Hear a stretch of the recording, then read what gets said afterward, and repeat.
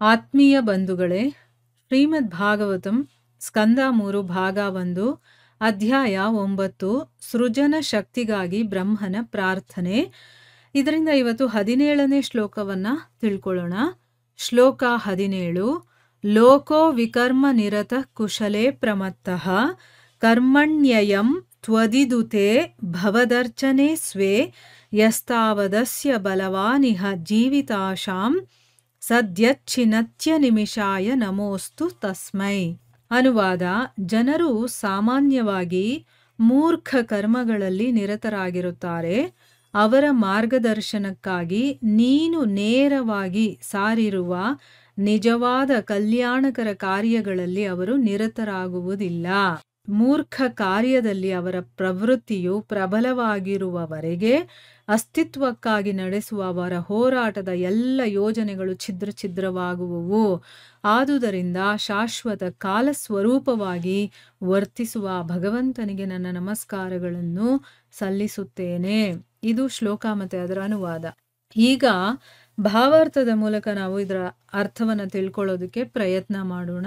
ಓದ ಭಾಗದಲ್ಲಿ ನಾವೇನು ತಿಳ್ಕೊಂಡ್ವಿ? ಬ್ರಹ್ಮ ಪ್ರಾರ್ಥನೆಯನ್ನ ಮಾಡ್ಕೊಳ್ತಾ ಹೇಳ್ತಾನೆ, ನೀನು ಗ್ರಹ ವ್ಯೂಹಗಳು ಅನ್ನುವಂತಹ ವೃಕ್ಷದ ಪ್ರಧಾನ ಮೂಲನಾಗಿದೆಯಾ. ಮತ್ತೆ ಈ ವೃಕ್ಷ ಮೊದಲು ಭೌತ ಪ್ರಕೃತಿಯನ್ನ ಭೇದಿಸ್ಕೊಂಡು ಸೃಷ್ಟಿಗೋಸ್ಕರ ನಾನು ಬಂದೆ, ಪಾಲನೆಗೋಸ್ಕರ ಸರ್ವಶಕ್ತನಾದಂತಹ ನೀನು, ಮತ್ತೆ ಲಯಕ್ಕೋಸ್ಕರ ಶಿವ ಅನ್ನುವಂತಹ 3 ಕಾಂಡಗಳಾಗಿ ನಾವು ಬೆಳ್ಕೊಂಡಿರ್ತೀವಿ. ಮತ್ತೆ ನಾವು ಮೂವರು ಕೂಡ ಇನ್ನೂ ಎಷ್ಟೋ ಕೊಂಬೆಗಳಾಗಿ ಬೆಳೆದಿರ್ತೀವಿ. ಅದಕ್ಕೋಸ್ಕರನೇ ನಾನು ವಿಶ್ವ ಸೃಷ್ಟಿಯ ವೃಕ್ಷವಾಗಿರುವಂತಹ ನಿನಗೆ ನಾನು ನಮಸ್ಕಾರವನ್ನ ಮಾಡ್ಕೊಳ್ತೀನಿ ಅಂತ ಅಂದ್ಬಿಟ್ಟು ಬ್ರಹ್ಮ ಪ್ರಾರ್ಥನೆಯನ್ನ ಮಾಡ್ಕೊಂಡ. ಈಗ ಮುಂದುವರೆದು ಹೇಳ್ತಾನೆ, ಜನಸಾಮಾನ್ಯರಿರ್ತಾರಲ್ಲ, ಅಂದ್ರೆ ನಮ್ಮಂಥವ್ರು, ಅವರೆಲ್ಲರೂ ಕೂಡ ಮೂರ್ಖ ಕರ್ಮಗಳಲ್ಲಿ, ಅಂದ್ರೆ ಯಾವುದು ಮಾಡಬಾರ್ದೋ, ಏನು ಕೆಲ್ಸಕ್ಕೆ ಬರೋದಿಲ್ವೋ ಅಂಥ ಕೆಲಸಗಳಲ್ಲೇ ಅವರು ಯಾವಾಗಲೂ ನಿರತರಾಗಿರ್ತಾರೆ.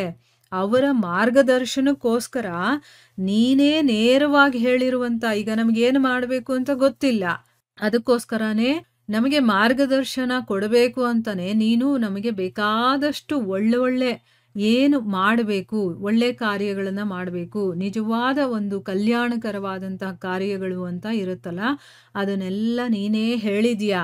ಆದರೆ ನೀನು ಹೇಳಿರೋ ಅಂತ ಆ ಒಂದು ಕೆಲಸಗಳಲ್ಲಿ ಅವರು ನಿರತರಾಗೋದಿಲ್ಲ. ಯಾವಾಗಲೂ ತಮ್ಮದೇ ಆದಂತಹ ಮೂರ್ಖತನದಿಂದ ಆ ಮೂರ್ಖ ಬುದ್ಧಿಯನ್ನ ಉಪಯೋಗಿಸ್ಕೊಂಡು ಮೂರ್ಖ ಕೆಲಸಗಳಲ್ಲೇ ಅವರು ಸದಾ ತೊಡಗಿರ್ತಾರೆ. ನೀನೇ ನೇರವಾಗಿ ಬಂದು ಹೇಳಿದ್ರು ಕೂಡ ಅಂತ ಕಲ್ಯಾಣ ಕೆಲಸಗಳನ್ನು ಅವರು ಮಾಡೋದಿಲ್ಲ. ಕಲ್ಯಾಣ ಕೆಲಸಗಳು ಅಂತಂದ್ರೇನು? ನಮ್ಮನ್ನ ಉದ್ಧಾರ ಮಾಡುವಂತ ಕೆಲಸಗಳು, ನಮ್ಮನ್ನ ಬಂಧನಕ್ಕೆ ಒಳಗಾಗ್ಸುತ್ತಲ್ಲ ಅಂತ ಕೆಲಸಗಳನ್ನ ನಾವು ಮಾಡ್ತಾ ಇದ್ದೀವಿ. ಆದ್ರೆ ಅದರಿಂದ ಹೊರಗಡೆ ಬರೋದು ಹೇಗೆ ಅಂತ ಭಗವಂತ ಹೇಳಿದಾನೆ. ಭಗವದ್ಗೀತೆಯಲ್ಲಿ ಬೇಕಾದಷ್ಟು ಕಡೆ ಹೇಳಿದಾನೆ. ಧರ್ಮಗ್ರಂಥಗಳಲ್ಲೂ ಕೂಡ ಬೇರೆಯವರಿಗೆ ಹೇಳುವುದರ ಮೂಲಕ ನಮ್ಮವರೆಗೂ ಆ ವಿಷಯಗಳನ್ನ ತಲುಪಿಸಿದಾನೆ. ಆದ್ರೆ ನಾವು ಆ ಕಡೆ ಗಮನನೇ ಕೊಡೋದಿಲ್ಲ.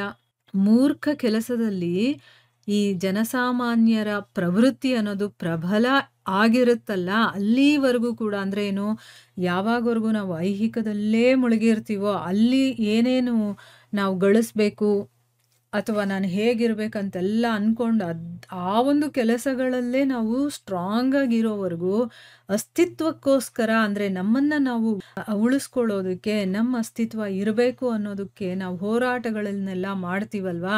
ಅಂದ್ರೆ ಅದಕ್ಕೋಸ್ಕರ ಏನೇನೋ ಪ್ಲಾನ್ ಮಾಡ್ತೀವಿ, ಹೀಗಿರ್ಬೇಕು ಹಾಗಿರ್ಬೇಕು, ನಾನು ದೊಡ್ಡ ಬಂಗ್ಲೆ ತಗೋಬೇಕು, ನಾನು 100 ಜನರು ಮೆಚ್ಚುವ ಹಾಗಿರ್ಬೇಕು, ಹಾಗೆ ಅಂತ ನಾವು ಎಷ್ಟೋ ಯೋಚನೆಗಳನ್ನ ಮಾಡ್ಕೊಳ್ತೀವಿ. ಅದಕ್ಕೆ ಬೇಕಾಗಿರುವಷ್ಟು ಯೋಜನೆಗಳನ್ನು ಹಾಕೊಳ್ತೀವಿ. ಅದೆಲ್ಲವೂ ಕೂಡ ಛಿದ್ರವಾಗ್ಬಿಡುತ್ತೆ. ಅಂದ್ರೆ ಎಲ್ಲಿವರೆಗೂ ನಮ್ಮ ಒಂದು ಐಹಿಕದಲ್ಲಿ ಮುಳುಗುವಂತ ಒಂದು ಪ್ರವೃತ್ತಿ ಸ್ಟ್ರಾಂಗ್ ಆಗಿರುತ್ತೋ ಅಲ್ಲಿವರೆಗೂ ನಾವು ಅನ್ಕೊಂಡಿದ್ದು ಎಲ್ಲವೂ ಛಿದ್ರನೇ ಆಗೋದು. ಅದಕ್ಕೋಸ್ಕರನೇ ಶಾಶ್ವತವಾದಂತಹ ಕಾಲ ಸ್ವರೂಪವಾಗಿ ವರ್ತಿಸುವಂತಹ ಭಗವಂತನಿಗೆ, ಅಂದ್ರೆ ಭಗವಂತನೇ ಕಾಲದ ರೂಪದಲ್ಲಿದ್ದಾನೆ ಅಂತ, ಅಂತಹ ಭಗವಂತನಿಗೆ ನನ್ನ ನಮಸ್ಕಾರಗಳನ್ನ ನಾನು ಸಲ್ಲಿಸ್ತೀನಿ ಅಂತ ಇಲ್ಲಿ ಬ್ರಹ್ಮ ಪ್ರಾರ್ಥನೆಯನ್ನ ಮಾಡ್ಕೊಳ್ತಾ ಇದ್ದಾನೆ. ಈಗ ಭಾವಾರ್ಥದಲ್ಲಿ ಗುರುಗಳೇನು ಹೇಳಿದ್ದಾರೆ ಅಂತ ತಿಳ್ಕೊಳ್ಳೋಣ. ಜನರು ಸಾಮಾನ್ಯವಾಗಿ ಬುದ್ಧಿಹೀನ ಕಾರ್ಯದಲ್ಲಿ ನಿರತರಾಗಿರುತ್ತಾರೆ.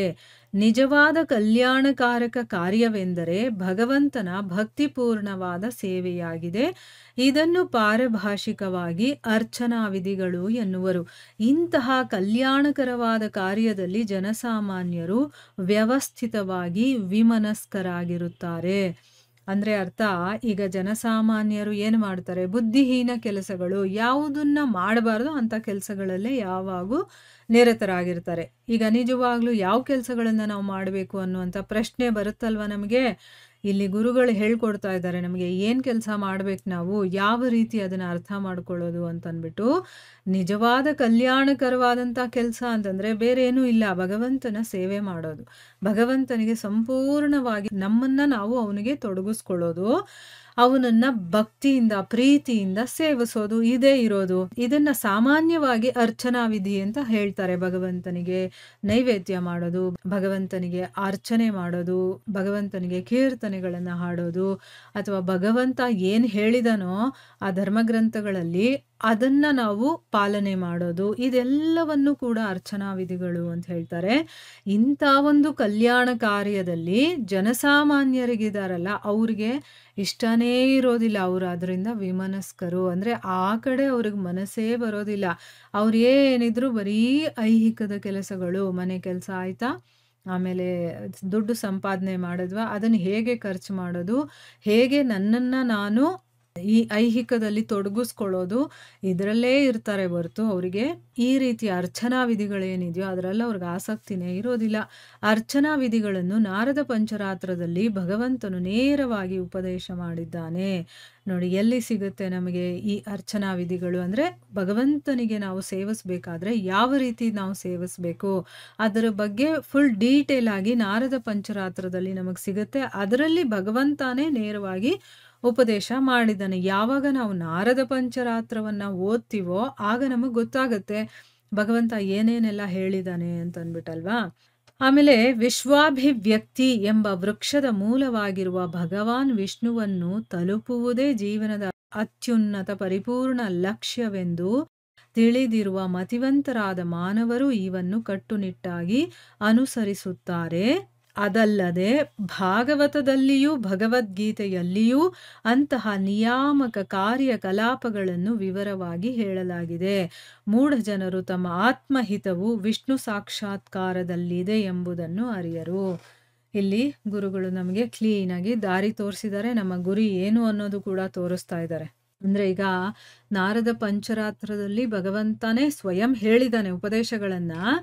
ಈ ಒಂದು ವಿಶ್ವ ಅಭಿವ್ಯಕ್ತಿ ಅಂದ್ರೆ ಇಡೀ ಬ್ರಹ್ಮಾಂಡವನ್ನೇ ಒಂದು ವೃಕ್ಷ ಅಂತ ತಿಳ್ಕೊಂಡಾಗ ಆ ವೃಕ್ಷದ ಮೂಲ ಯಾರು, ಭಗವಂತ ಅಂತ ಗೊತ್ತಾದ್ಮೇಲೆ ಆ ಭಗವಂತನ ಹತ್ರಕ್ಕೆ ನಾವು ತಲುಪಬೇಕಲ್ವಾ, ಅದೇ ಈ ಜೀವನದ ಗುರಿ. ಈಗ ನಾವು ಯಾಕಿಲ್ಲಿ ಹುಟ್ಟಿದೀವಿ ಅಥವಾ ನಾವು ಯಾಕಿಲ್ಲಿ ಬಂದಿದೀವಿ, ಏನ್ ಮಾಡ್ತಾ ಇದೀವಿ ಅಥವಾ ಏನ್ ಮಾಡಬೇಕು ಏನು ಗೊತ್ತಿಲ್ಲದೆ ನಾವು ಗೊತ್ತು ಗುರಿ ಇಲ್ಲದೆ ಇದ್ದೀವಿ ಅಲ್ವಾ. ನಮಗೇನು ಅನ್ಸಿದ್ಯೋ ಅದನ್ನ ಮಾಡ್ತಾ ಇದ್ದೀವಿ.